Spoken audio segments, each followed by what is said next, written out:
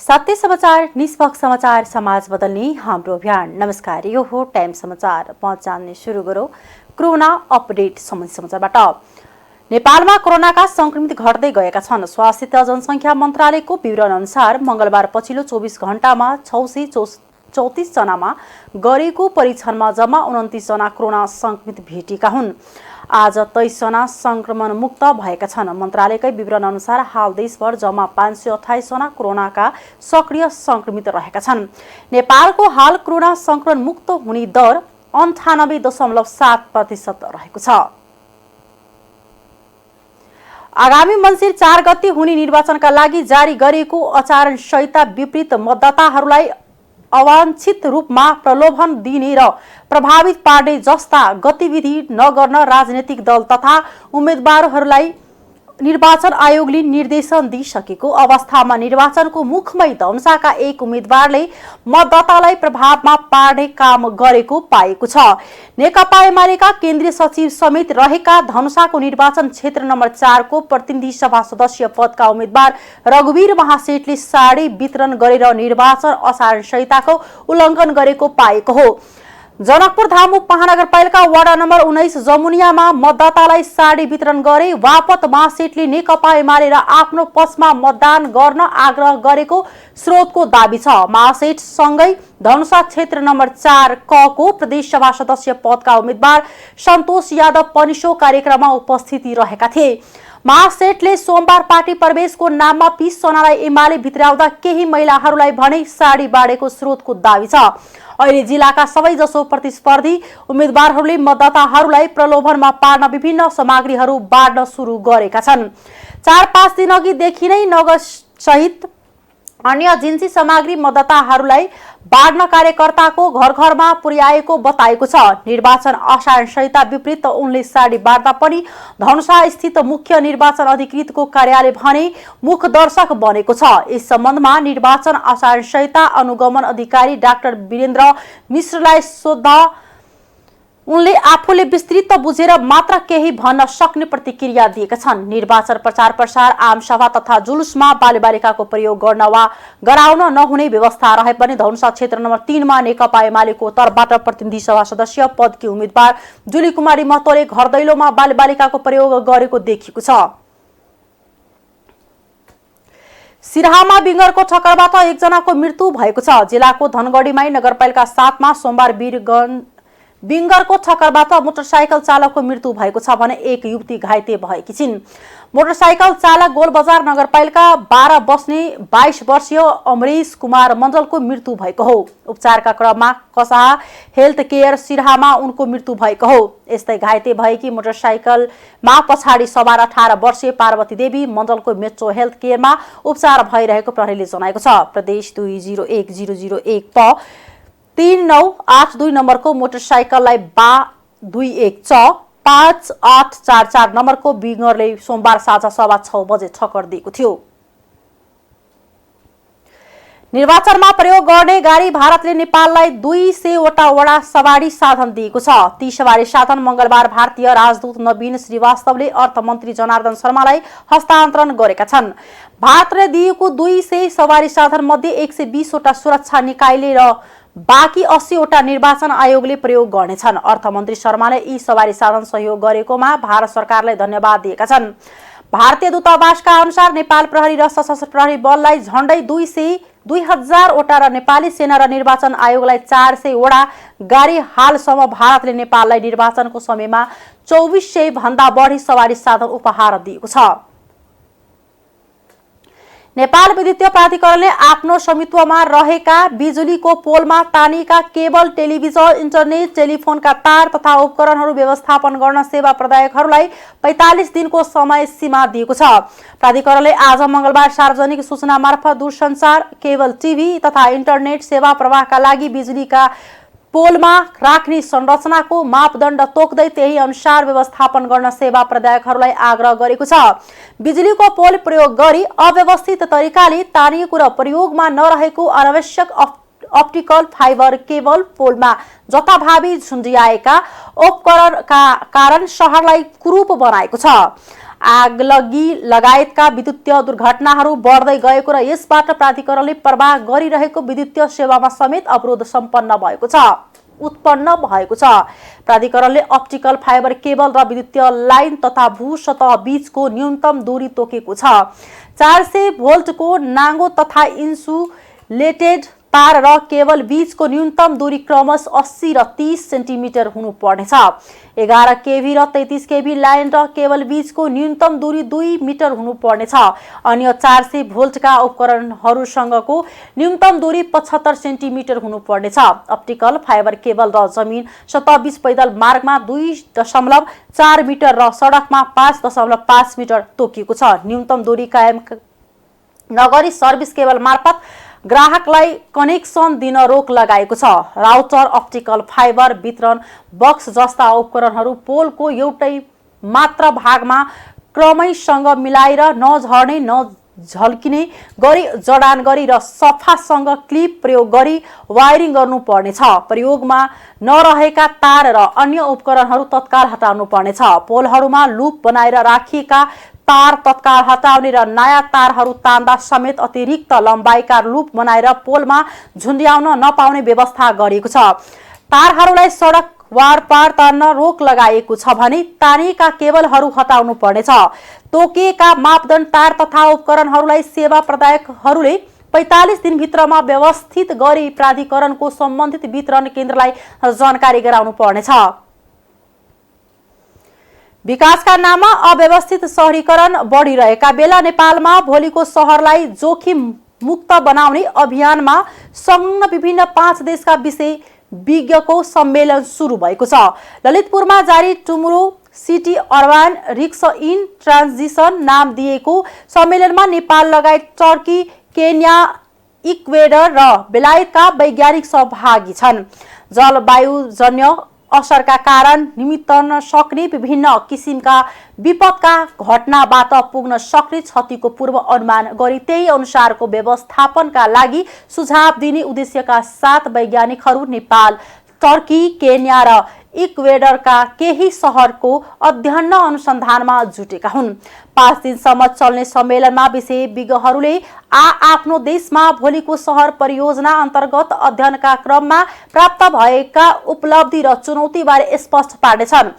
सम्मेलनमा सहभागी बेलायतमा रहेको एडिबर्ग विश्वविद्यालयका प्रोफेसर जोन म्याक्लोस्कीले नेपाल जलवायु परिवर्तनको मुख्य जोखिममा रहेको देशमा पर्ने भएकाले नेपालको नेतृत्वले आउँदो दिनमा कसरी सुरक्षित हुने भन्ने बारेमा आजै कुरा उठाउन जरुरी रहेको बताउनुभयो। नेपालमा जलवायु परिवर्तनका कारण भूक्षय, हिमपात, बाढी, पहिरो लगायतका धेरै विपदहरू वर्षेनी बढिरहेकाले नेपालले प्राकृतिक विपद मैत्री विकास गर्न आवश्यक रहेको बताउनुभयो। एनसेटका उपकार्यकारी निर्देशक डाक्टर रमेश गुरागाईले नयाँ पूर्वाधार र बस्तीहरूलाई जोखिम मुक्त बनाउने अभियानका साथ भोलिको शहर टुमोरो सिटी परियोजनाले नेपाल लगायत विभिन्न 4वटा देशका केही शहरमा अध्ययन गरिरहेको स्पष्ट पार्नुभयो। निर्वाचन आयोगले सरकारी सम्पत्तिको दुरुपयोग गरी चुनाव प्रचार प्रसार नगर्न सम्बन्धित पक्ष र निकायलाई सचेत गराएको छ। चुनाव प्रचार प्रसारमा सरकारी साधन स्रोतको दुरुपयोग भएको गुनासो बढिरहेको बेला आयोगले चुनाव प्रसारमा सरकारी सम्पत्तिको दुरुपयोग साधन स्रोत प्रयोग गर्न निर्वाचन आचार संहिता विपरीत हुने भन्दै त्यसतर्फ पुनः ध्यानकर्षण गराएको हो। निर्वाचन आयुक्त रामप्रसाद भण्डारीले चुनाव प्रसार आयोजनाका लागि केन्द्रीय सरकार, प्रदेश सरकार र स्थानीय सरकारका विभिन्न तहमा काम गर्ने व्यक्तिहरूले पद हैसियतले प्राप्त गरेको सेवा सुविधा प्रयोग गर्न नपाउने बताउनुभयो। सरकारी सम्पत्तिको प्रयोग नगरी चुनाव प्रचार प्रसारमा सहभागी हुने बाटो खुला रहे पनि साधन स्रोत प्रयोगलाई आचार संहिता रोकेको बताउनुभयो। उहाँले आयोगले पद हैसियतमा चुनाव प्रचार प्रसार गर्दा विपक्षी उम्मेदवारहरूको सम्मान हैसियत नहुने भएकाले चुनावमा समानता र स्वच्छता कायम गर्न सरकारी सम्पत्तिको प्रयोग गर्न आचार संहितामा नै रोकिएको पनि स्पष्ट पार्नुभयो। उहाँले भन्नुभयो, सरकारी सम्पत्तिको दुरुपयोग गर्न पाइदैन। सरकारी सम्पत्ति प्रयोग गरेर पार्टीको प्रचार प्रसार गर्न पाइदैन, किनभने एउटा पार्टीको त्यहाँ निर्वाचित पदाधिकारीको हैसियतले त्यो सम्पत्तिको दुरुपयोग गर्दा सँगै प्रतिस्पर्धी अर्कोले त्यो सम्पत्ति त प्रयोग गर्न पाइदैन, त्यसबाट वञ्चित हुन्छ, जसकारण सम्मान र स्तरको प्रतिस्पर्धा नै हुन सक्दैन। त्यसैले कसैले पनि सरकारी सम्पत्तिको दुरुपयोग गरेर प्रचार प्रसार गर्न पाउँदैन। निर्वाचन आयुक्त भण्डारीले हरेक व्यक्तिले निर्वाचन आचार संहिता भित्र रहेर स्वच्छ, निष्पक्ष र स्वतन्त्र रूपमा चुनाव सम्पन्न गर्न सहयोग पुर्याउन विश्वास आयोगले लिएको बताउनुभयो। आर्थिक समाचार।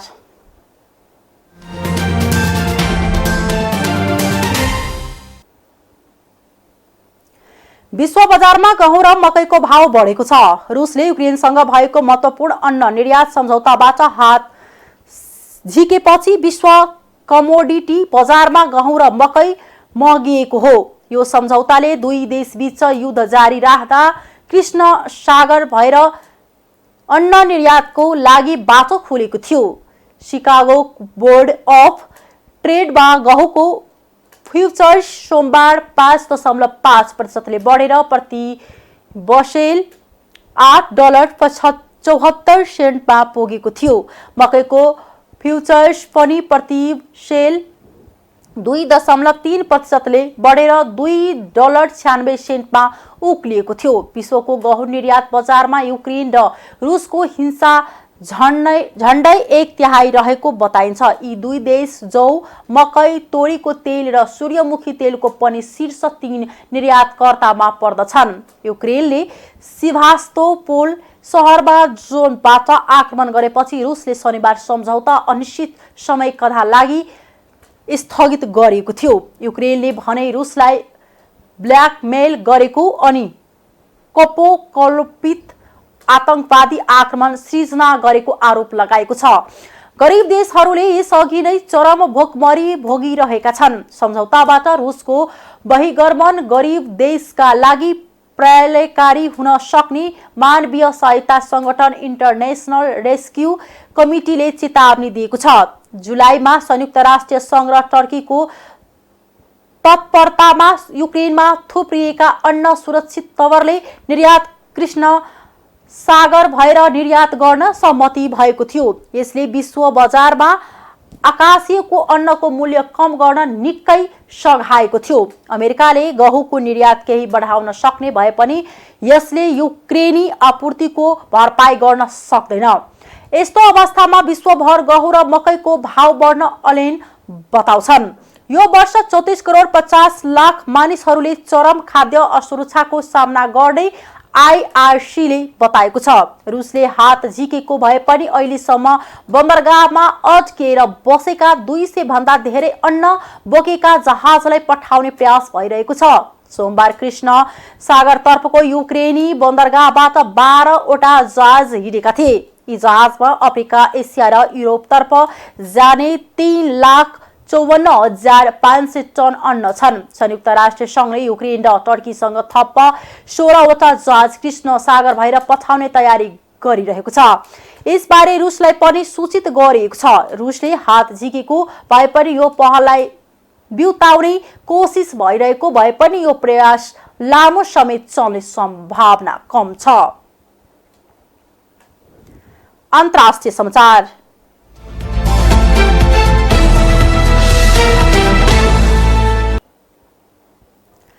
भारतको गुजरातमा एउटा झुलुङ्गे पुल खसेको घटनामा 9 जनालाई पक्राउ गरिएको छ। घटनापछि प्रहरीले पुल सञ्चालन गर्ने ठेकेदार, म्यानेजर, टिकट विक्रेता र सुरक्षा गार्ड समेत गरी 9 जनालाई पक्राउ गरी अनुसन्धान सुरु गरेको भारतीय समाचार माध्यमले जनाएका छन्। मोरबी नगरपालिकाको स्वामित्वमा रहेको पुल औद्योगिक घर्न अडोबा रूपले सञ्चालन गरिरहेको थियो। यस्तै झुलुङ्गे पुल खस्दा कम्तीमा 141 जनाको ज्यान गएको छ। मोरबी शहरमा रहेको पुल खस्दा झण्डै 400 जना मानिस मच्छु नदीमा खसेको र तीमध्ये 141 जनाको ज्यान गएको बीबीसीले जनाएको छ। 177 जनाको उद्धार गरिएको छ। हराएकाहरूको खोजी भइरहेको छ। 230 मिटर लामो पुल 19औं शताब्दीमा भारतमा बेलायतले शासन गर्दा निर्माण भएको थियो। मर्मतपछि पुल पुनः प्रयोगमा ल्याएको केही दिनमा यो घटना भएको हो। पुलमा मानिसहरू टिकट काटेर गएका हुन्। पुल त्यस क्षेत्रको एउटा प्रख्यात पर्यटकीय केन्द्र हो। रुसले युक्रेनका संवेदनशील पूर्वाधारहरूमा निशाना बनाउँदै 50 वटा भन्दा धेरै क्षेप्यास्त्र प्रहार गरेपछि अत्यावश्यक सेवा प्रभावित भएका छन्। मुख्य गरी बिजुली तथा पानीको आपूर्ति नराम्ररी प्रभावित भएका युक्रेनी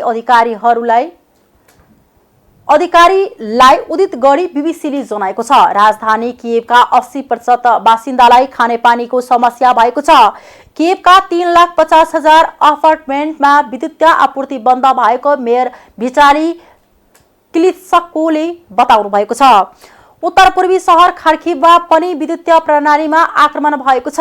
रुसले युक्रेनको सैन्य इलाका र ऊर्जा प्रणालीलाई निशाना बनाएको खबरमा उल्लेख छ। रुसी रक्षा मन्त्रालयले तोकिएका सबै लक्ष्यहरूमा प्रहार भएको दावी गरेको छ। उत्तर कोरियाले अमेरिकालाई दक्षिण कोरियासँगको संयुक्त सैन्य अभ्यास बन्द नगरे कडा जवाब दिने चेतावनी दिएको छ। आज मंगलबारदेखि सुरु भएको अमेरिका र दक्षिण कोरियाको 5 दिन संयुक्त हवाई सैन्य अभ्यासप्रति आपत्ति जनाउँदै उत्तर कोरियाले कडा जवाब दिने चेतावनी दिएको बीबीसीले जनाएको छ। यदि अमेरिकाले लगातार गम्भीर सैन्य उत्तेजना जारी राख्यो भने उत्तर कोरियाले थप शक्तिशाली आणविक परीक्षणहरू गर्नेछ। उत्तर कोरियाको विदेश मन्त्रालय एक विज्ञप्तिमा भनेको छ, अमेरिका र दक्षिण कोरियाले युद्ध अभ्यासहरू बन्द नगरेमा सबै नतिजाको जिम्मेवारी उनीहरूले नै लिनुपर्ने उत्तर कोरियाको चेतावनी छ। दुई देशले सैन्य अभ्यास गर्ने योजना बनाएदेखि नै उत्तर कोरियाले पनि क्षेप्यास्त्रहरू परीक्षण गरिरहेको छ। यस्तै 2017 पछि उसको पहिलो आणविक हतियार परीक्षणको तयारी गरिरहेको खुफिया एजेन्सीले दावी गरेका छन्। अक्टोबरको सुरुमा अमेरिकाले आफ्नो आणविक शक्ति सञ्चालित अमेरिकी युद्ध विमान वाहक रोनाल्ड रेगनलाई कोरियाली प्रायद्वीप नजिक तैनात गरेपछि तनाव बढ्दै गएको छ। खेलकुद समाचार।